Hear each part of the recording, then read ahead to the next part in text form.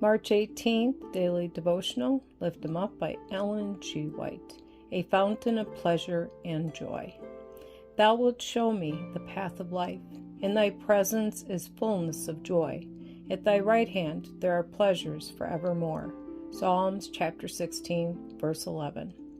The beauty of the mind, the purity of the soul, revealed in the countenance, will have more power to attract and exert an influence upon hearts than any outward adorning.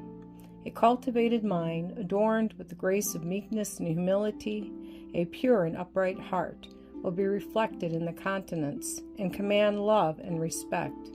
Children and youth can, through cultivation of the intellect, depending upon God for success, develop firm and beautiful characters. The fear of God, the contemplation of the glories of nature and His created works, will never dwarf the intellect, but will have a tendency to strengthen every faculty of the soul. It is the precious privilege of children and youth to yield their minds to the control of the Spirit of God and become intellectual Christians. Their mental and moral powers may grow in harmonious proportions. Their understanding may be strong, their consciences pure, and their characters lovely. If you would find happiness and peace in all you do, you must do everything in reference to the glory of God. If you would have peace in your hearts, you must seek earnestly to imitate the life of Christ.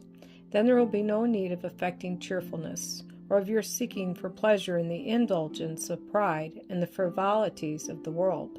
You will have a serenity and happiness and right doing that you can never realize in a course of wrong.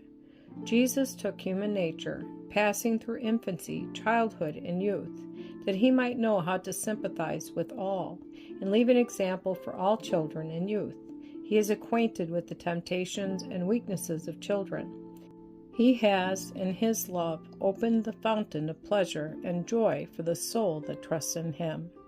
By seeking to honor Christ and follow His example, children and youth can be truly happy. They may feel their accountability to labor with Jesus Christ in the great plan of saving souls. If youth will feel their responsibility before God, they will be elevated above everything that is mean, selfish, and impure.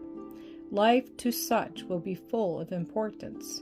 They will realize that they have something great and glorious to live for.